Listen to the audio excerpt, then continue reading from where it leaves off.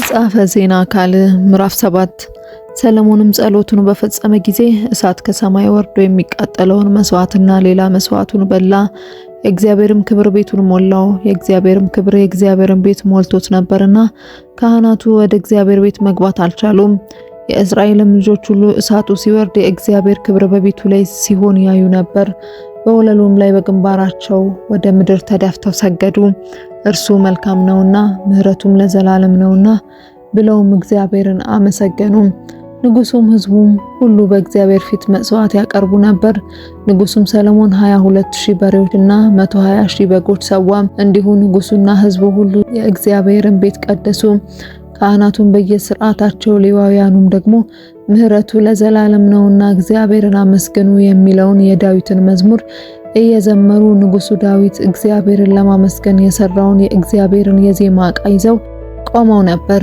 ካህናቱም በፊታቸው መለከት ይነፉ ነበር። እስራኤልም ሁሉ ቆመው ነበር። ሰሎሞንም በእግዚአብሔር ቤት ፊት የነበረውን የአደባባዩን ውስጥ ቀደሰ።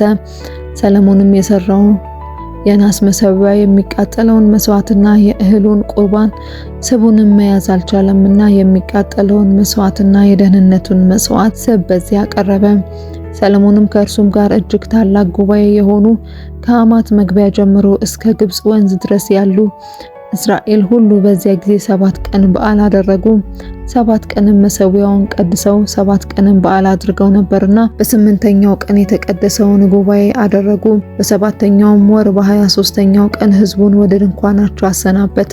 እግዚአብሔር ለዳዊትና ለሰሎሞን ለሕዝቡም ለእስራኤል ስላደረገው ቸርነት ደስ ብሏቸው ሐሴትን እያደረጉ ሄዱ። ሰሎሞንም የእግዚአብሔርን ቤትና የንጉሱን ቤት ጨረሰ። በእግዚአብሔር ቤትና በራሱ ቤት ይሰራው ዘንድ በልቡ ያሰበውን ሁሉ አከናወነ። እግዚአብሔርም ለሰሎሞን በሌሊት ተገልጦ እንዲህ አለው፣ ጸሎትን ሰምቻለሁ። ይህንም ስፍራ ለራሴ ለመስዋዕት ቤት መርጫለሁ። ዝናብ እንዳይወርድ ሰማያቱን ብዘጋ፣ ወይም ምድሪቱን ይበላ ዘንድ አንበጣን ባዘው፣ ወይም በሕዝብ ቸነፈር ብሰድ፣ በስሜ የተጠሩት ሕዝቤ ሰውነታቸውን አዋርደው ቢጸልዩ፣ ፊቴንም ቢፈልጉ፣ ከክፉ መንገዳቸውን ቢመለሱ፣ በሰማይ ሆኜ እሰማለሁ፣ ኃጢአታቸውንም ይቅር እላለሁ፣ ምድራቸውንም እፈውሳለሁ። አሁንም በዚህ ስፍራ ለሚጸልይ ጸሎት ዓይኖቼ ይገለጣሉ፣ ጆሮቼም ያደምጣሉ። አሁንም ስሜ ለዘላለም በዚያ ይኖር ዘንድ ይህን ቤት መርጫለሁ፣ ቀድሻለሁም። ዓይኖቼንና ልቤም ዘወትር በዚያ ይሆናሉ። አንተም ደግሞ አባት ዳዊት እንደሄደ በፊቴ ብትሄድ፣ እንዳዘዝኩም ሁሉ ብታደርግ፣ ሥርዓቴንና ፍርዴንም ብትጠብቅ፣ ከአባት ከዳዊት ጋር በእስራኤል ላይ አለቃ የሚሆን ከዘር አይታጣም ብዬ ቃል ኪዳን እንዳደረግኩ የመንግስትህንም ዙፋን አጸናለሁ። እናንተ ግን እኔን ከመከተል ብትመለሱ፣ የሰጠኋችሁንም ሥርዓቴንና ትእዛዜን ብትተዉ፣ ሄዳችሁም ሌሎችን አማልክት ብታመልኩ፣ ብትሰግዱላቸውም፣ ለአባቶቻችሁ ከሰጠኋቸው ምድር እነቅላችኋለሁ። ለስሜም የቀደስኩትን ይህን ቤት ከፊቴ ጥለዋለሁ። በአሕዛብም ሁሉ መካከል ምሳሌና ተረት አደርገዋለሁ።